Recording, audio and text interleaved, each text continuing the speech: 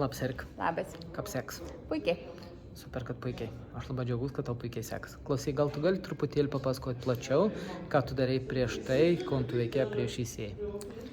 Prieš tai aš buvau Samogiti ant fitness klientė ir atėjau, aišku, su savo problemom ir atėjus gavau iš tikrųjų žiauriai didelę naudą, pamačiau visai kitokius darbo principus, visai kitaip treneriai bendravo su savo klientais ir aišku pasiekiau labai gerų rezultatų.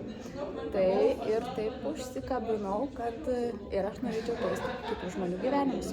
Okay, ar tu buvai skeptiška dėl ko nors prieš pradėdama kursą? Tikrai ne, todėl kad aš gavau žiauriai kokybiškas paslaugas.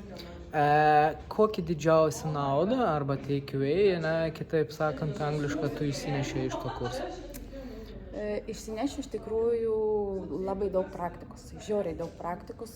Šiaip, kadangi dirbu kitoj srity, tai žinau, kas yra kursai, online kursai ir šiaip tikri kursai.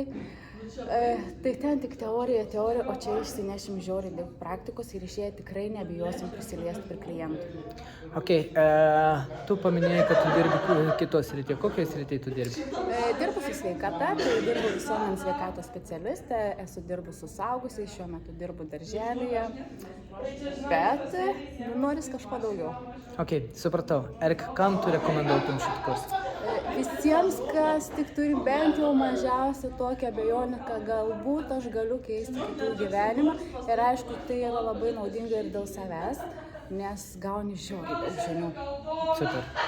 Ačiū tau, Erik. Prašau. Iki.